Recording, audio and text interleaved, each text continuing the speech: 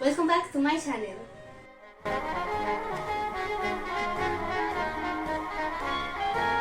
Today we are going to talk about The Great Gatsby, a very representation of the roaring 20s, where greed, money and pleasure were everyday life. So let's start. The Great Gatsby is a novel by Francis Scott Fitzgerald. It was published in 1925 in the United States, and the setting of the story is in Long Island, New York. The book was not successful in its early years because the publishers considered it an immoral story of lovers.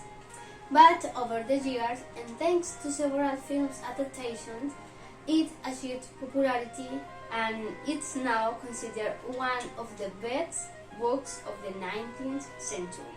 Many experts have said that the book is a vivid depiction of Francis' life and everything he longed for, something known as the American dream, idealizing people and things as well.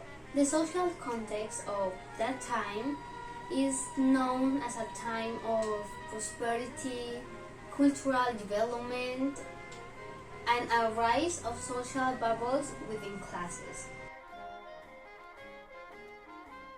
Nick Carraway is the one who narrates the story, and over time he becomes a friend of Gatsby.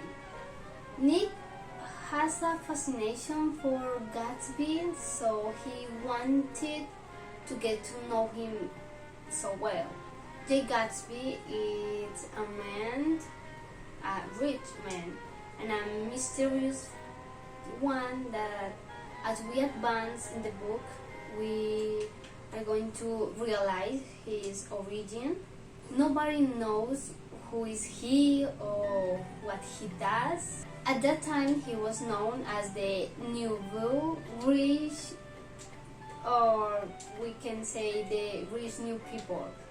So he was not accepted totally in that social bubble. Then we have Daisy Buchanan, a sweet and tender girl, the impossible love of Gatsby, and Tom Buchanan's wife. I would call her a false purity. By reading the book, you will know why I am telling this. Now we have Tom Buchanan. I would say that he's the representation of what was correct at that time.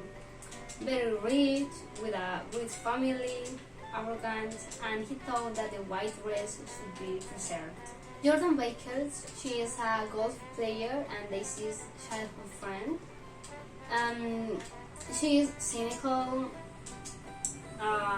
as well arrogant, direct, cold. I mean, she is the opposite of what Daisy was. And Nick fell in love with her. I don't know why, I can't find out why he did that, but he started to feel something about her. George Wilson is a working man, a mechanic, who belongs to the lower class. In the book you can read that he is a man who believes in God, and to me it seems that he obeys everything that his wife says. And finally we have Muriel Wilson, George's wife.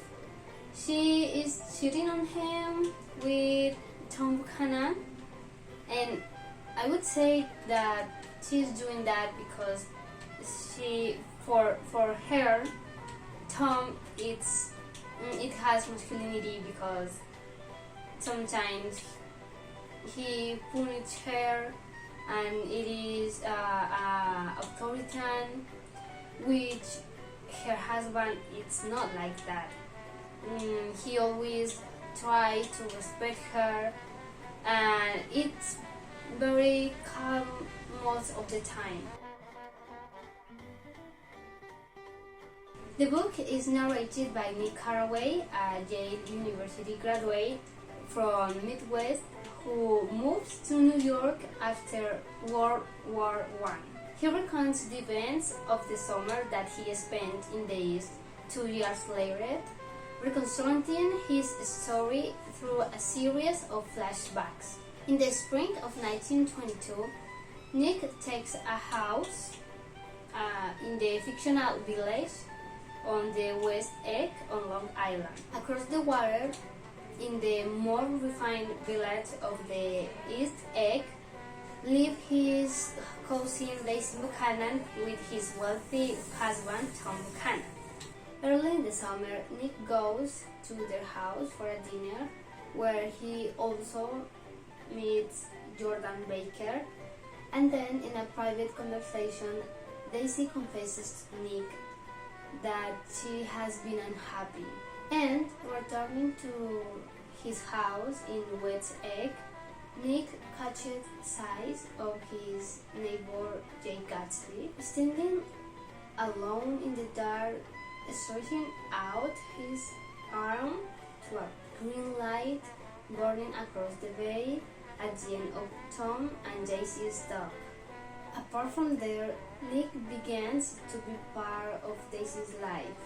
He begins to realize Tom Buchanan's affair and manages to enter Gatsby's life to the point of considering him a friend. That summer of 1922 was unforgettable and marked the lives of all of the characters to the point that changed to everyone's life.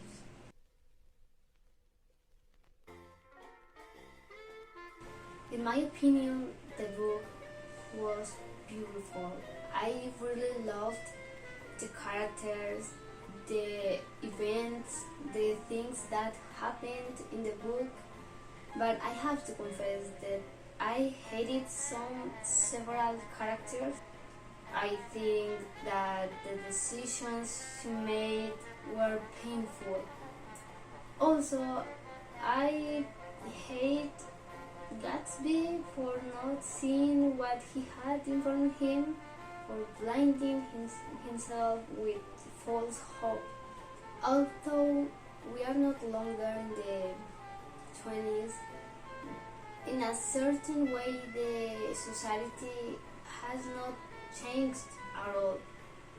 We all have our dreams, we all have our goals, our aspirations that we want to achieve. And yes, some of these aspirations, some of these dreams has to do with money.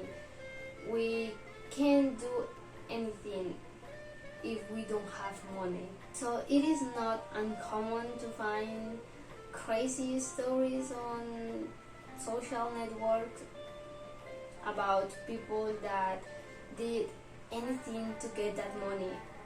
Even they would do things that are against of their values, of their principles. For what? Well, to achieve their dreams. That is like the real reason. The question here is, what are we willing to do to achieve it?